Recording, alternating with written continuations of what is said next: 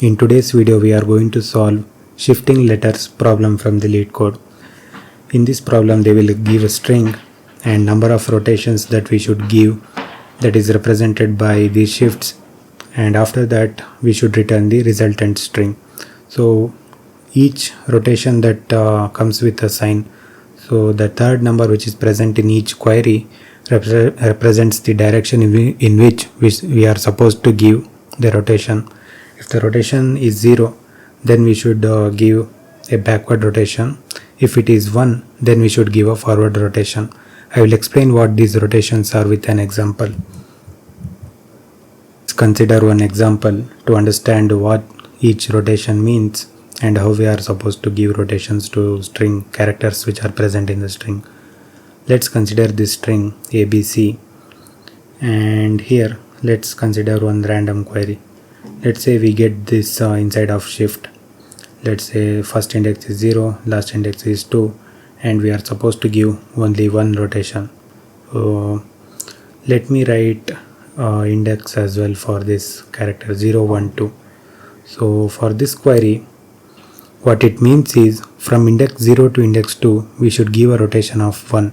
So that is the meaning of each query that is present in our question. So the first number which is present in the query represents the starting index, and the next number which is present in the query, that represents the ending index, and this represents what is the direction in which we are supposed to give the rotation. So let's understand what this query means. Since it is 1, so 1 represents forward rotation. So 1 represents forward rotation, and in order to give forward rotation, what they mean is, let's say we have A, B and C, and we are supposed to give a forward rotation. So from index 1 to 2, if we give a forward rotation to A, the next letter which is present to A is B in English alphabets, and from B if we give a forward rotation, that becomes C, and if we give a forward rotation to C, this becomes D.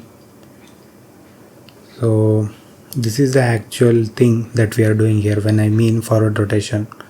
So now we have BCD, and let's say we get another query Q2 which says from index 0 to 2 you should give a rotation and direction is 0.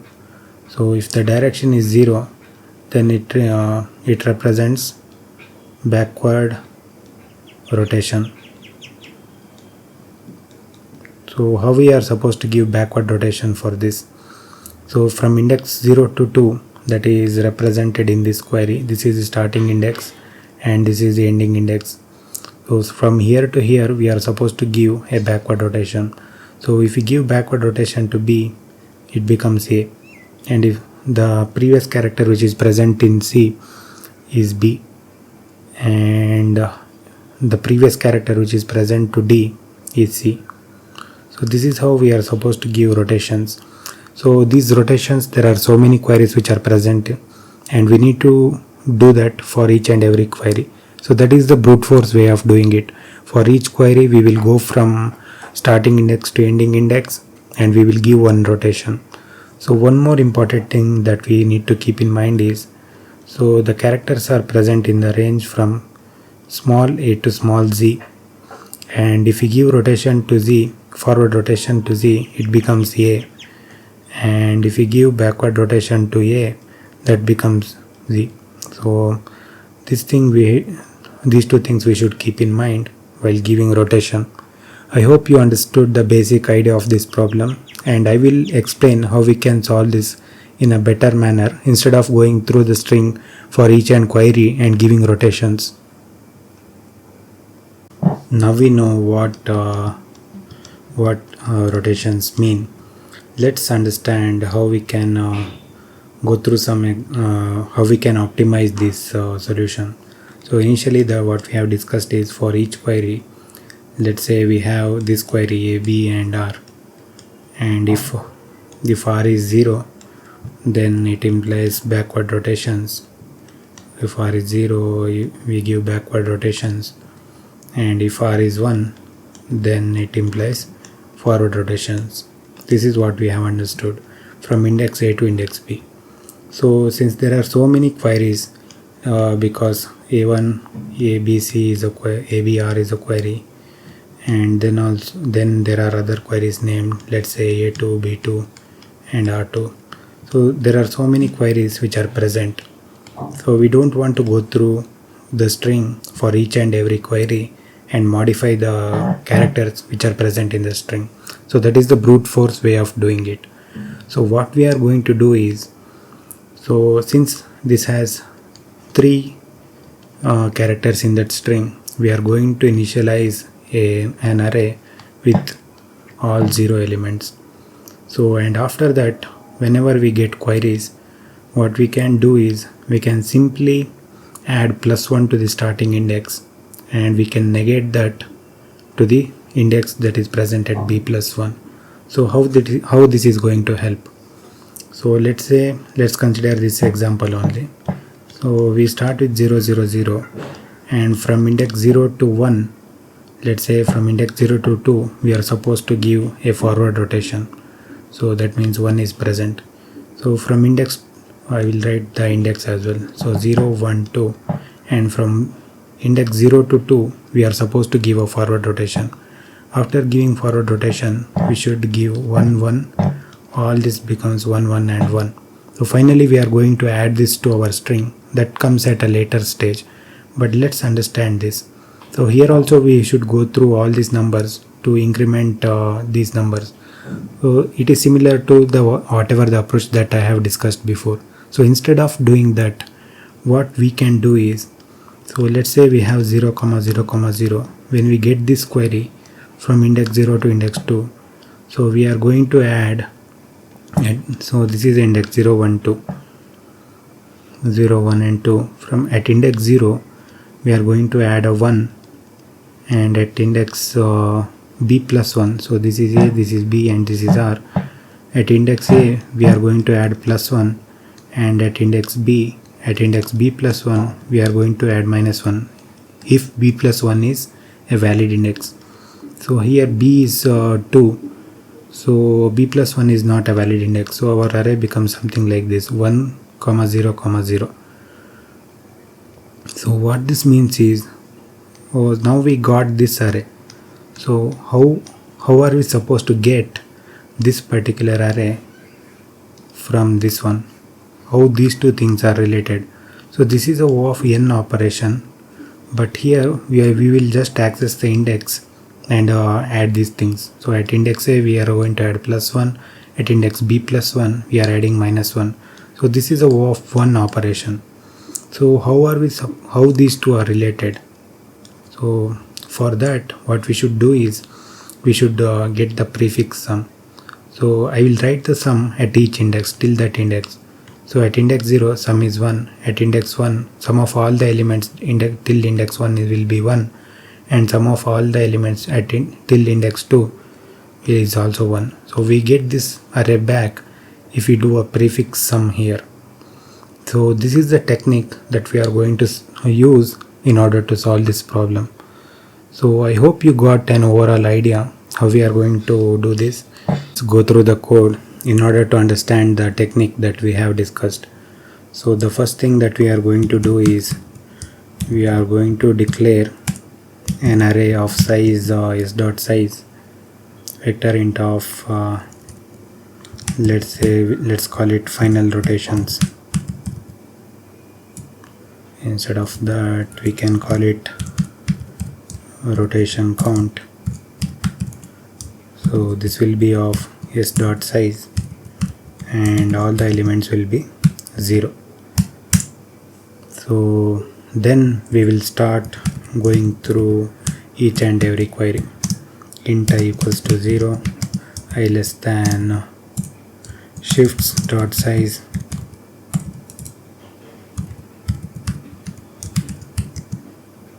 and I++. So for each query we are going to extract starting index, that will be we will just call it as A. For we'll call it as start and end. So start will be shifts of I of 0, and our end index will be shifts of I and the second element which is present. We are extracting these elements from each shifts. So and then we should check the rotation. So if we extract that shifts of I into, so now we have this. What we are supposed to do is, if r is 1, then we are supposed to give a forward rotation. So this means we should give a forward rotation. So in case of forward rotation, we will simply access rotation count of start index, and we are going to increment it by 1, and we are simply if n plus 1 is a valid, if n plus 1 is less than rotations dot size, rotation count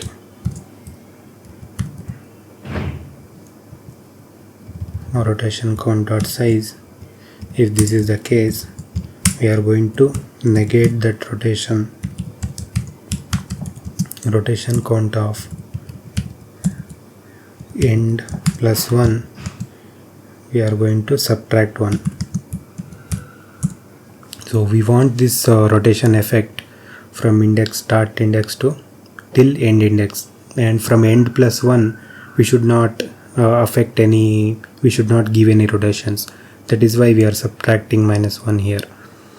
And if that is not the case, then we should give a backward rotation. So this is the case for backward rotation. So in this case also, what we are going to do is rotation count of start, that since we are giving a backward rotation, it will become -1, and then we should check whether n plus 1 lies within the range. Rotation count dot size, then we should negate that effect. Rotation count of n plus 1 will be, since we are subtracting 1 here, we are supposed to add 1 here in order to negate that effect after that index range. We want this backward rotation effect from start index to end index only. We don't want to affect any other elements. So this thing will update the overall rotation count by going through each and every query. So then afterwards, what we can do is we can simply start going through all the rotation counts. J is less than 0, j less than rotation count dot size, j plus plus, and here we will check what is the current rotation for a particular index, that is j, that how much rotation we should give to a particular character with index j. So current rotation will be equal to rotation count of j. So then we will check if current rotation is greater than 0. Then if this is the case, then we should give a forward rotation. So this means, since there are so many queries, for each index some will give a forward rotation, some queries will give a backward rotation. So we need to check after going through all the queries what is the effect for that particular index. So if current rotation is greater than 0, then we should take another query, that is, let's say call it as current. So current will be equal to current rotation mod 26. So why we are taking a modulo operator here? So that is because, let's say we are at a character A, and after 26 rotations it once again it becomes A.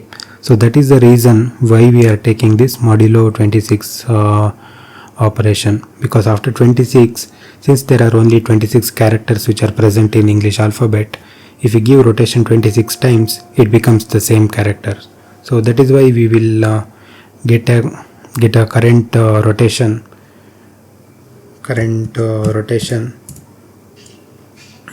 named current, and we are taking a modulo 26. So we are taking modulo 26. We also know that it is greater than 0. So that is why we are taking modulo.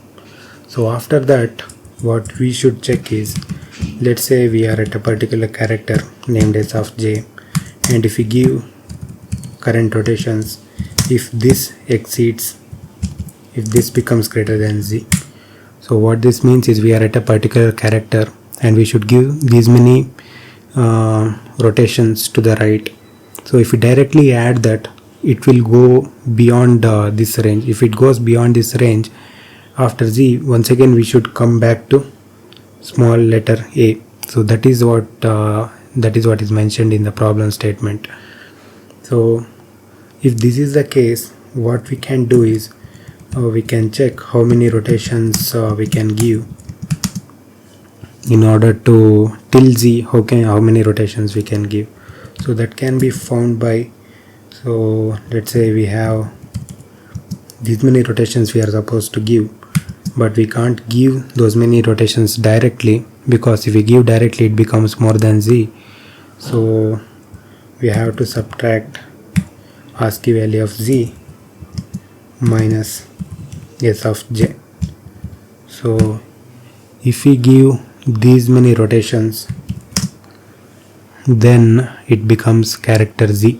So now from our current character to current z, we have if we give these many rotations, it becomes z, and these many rotations are still remaining.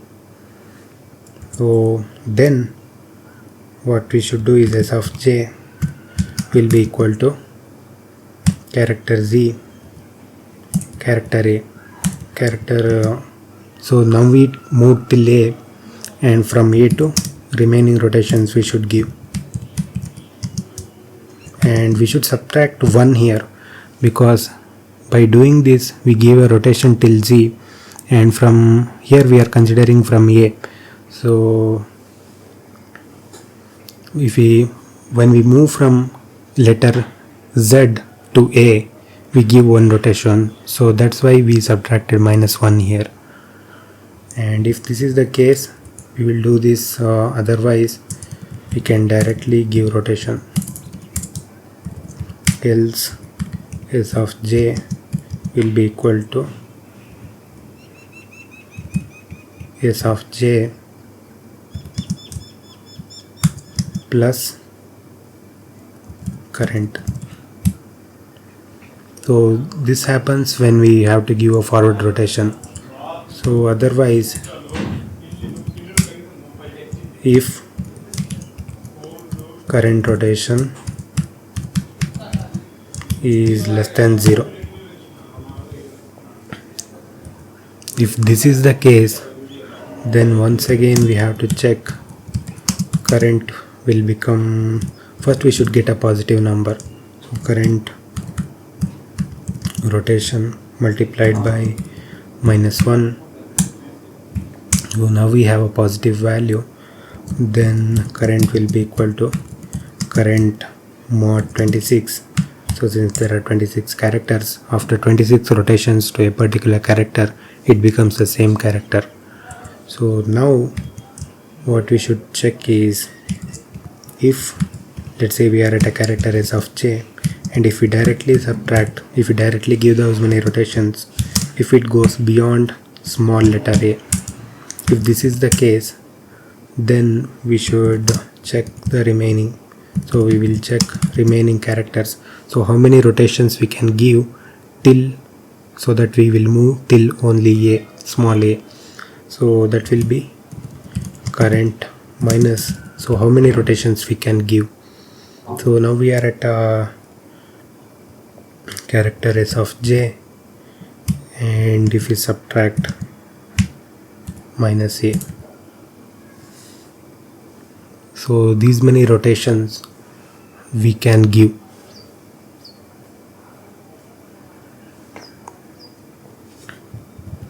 And after that, what we are supposed to do is s of j will be equal to, since we have already given these many rotations, we should take z and minus remaining, and since we moved from a to z, so we should subtract minus 1. If this is not the case, then we can directly give those many rotations. S of j will be equal to s of j minus current. So one thing that we missed here is current rotations, that is plus equals to, because we are taking the prefix sum in order to determine how many rotations we are supposed to give. So after completing these operations, we will simply return yes. So let's submit this solution and check whether it passes the initial test cases or not.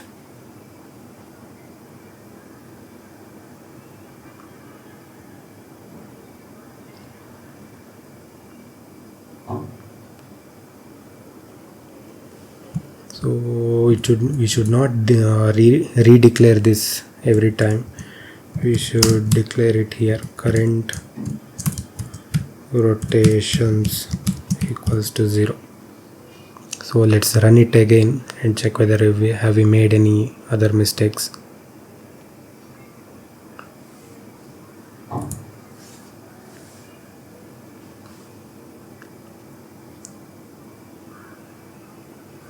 Okay, we have made some typos.